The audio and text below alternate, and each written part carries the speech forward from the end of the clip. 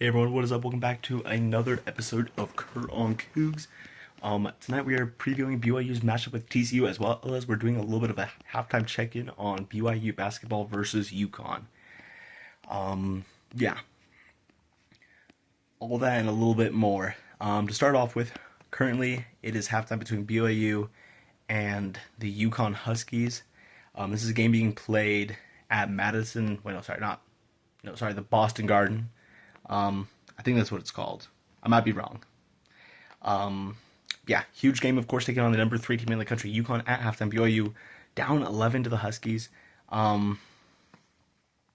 Ultimately, definitely could be. Oh, that's right. It's called the TD Garden. Just saw that. Okay. But BYU currently, yeah, down 11. Biggest factor so far is shooting. UConn is out shooting BYU by quite a bit, shooting 57% from the field, 45% from three, while in the meantime the Cougars are shooting 38% from the field and 17% from three. So ultimately, got to get those shooting numbers up. I know you're going up against one of the top teams in the country. This UConn team is legit, seriously a national contender. Sorry, a national title contender. But ultimately, got to play a little better than that.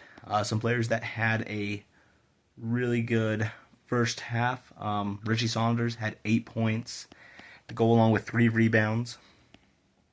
AJ DeBonsa off to a little bit of a rough start, honestly. He has 4 points, 4 rebounds, shooting 1 of 6 from the field. So, yeah, a little bit of a tough start. But still, Cougars are within striking range. Ultimately, this is a game where I feel like as long as you don't get totally blown out, overall, net positive, helps your strength of schedule. Also, just really good experience that could come very much in handy in the later rounds of March Madness if you're able to make it that far. Be able to say, hey, we've played against a team this caliber before, we know what went right, what went wrong, and what we can do about it. So, that's my thoughts on that.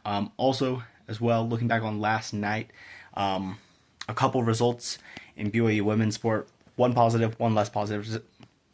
Starting off with the less positive, BYU lost a 5-set match against Utah in volleyball. So definitely tough to lose that way. Ultimately, though, Utah's a good team. This BYU team is still on pace to make the NCAA tournament, and so not terribly worried about that. Yeah, it can be tough to win up at the Huntsman sometimes. And in the meantime, the great result from last night was BYU women's soccer winning in PKs by a final score of 6-7 in the PK. Sorry, in full time and extra time. Score was tied 1-1. So yeah, great win for the Cougs. And that one, it was a thriller. Chelsea Peterson made a lot of clutch plays as goalie. Yeah, so awesome stuff. They are now on to the second round where they will be playing in the Bay Area against either UCLA or Pepperdine. Those two teams play tonight, so we'll know more about that later. Okay, so now, of course, previewing BYU football's matchup with TCU. First of all, what's important in this game? For one thing, for BYU, this is maintaining your hopes of a shot at the Big 12 title. You're not totally out of the race if you lose this one, but it is a lot tougher. Winning out is the most optimal path, and honestly, I feel more confident about that now with Cincinnati losing earlier today to Arizona. So, yeah, I feel like at this point, honestly, TCU might be the tougher opponent. And so, yeah, huge matchup. Excited to see how it goes. So, overall, taking a look at this, first of all, BYU's defense versus TCU's offense. TCU's offense is led by Josh Hoover. This is a name that is familiar to BYU fans and not in a good way whatsoever. Back in 2023, he made his debut against the Cougars. TCU starter was hurt, and he went out there, totally cooked the BYU defense. That's a game BYU lost by 33 points. One of their worst losses in that season in which they had their first season in the Big 12. So, yeah, Cougars trying to get a little revenge now after that game. And, yeah, he's great at throwing. Ultimately, though, their run game is not anything too serious. So that is definitely a factor. In the meantime, on the defensive side of things, these guys are a pretty stout run defense. Ultimately, though, a little shaky against the pass, and especially on third downs. This is a team that tends to allow teams to extend drives, get long drives down the field, and get points. which could also come into effect for BYU. Of course, though, still lots of star players on that defense. Definitely can't overlook them. And so, with all that being said, here are my deciding factors for tonight's game. First of all, I think it's going to be really important that BYU forces TCU to use the run.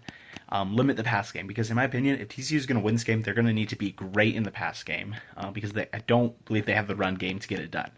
Now, ultimately, if you force them to run, they have a breakout game, do amazing, then I don't know what you do in that case.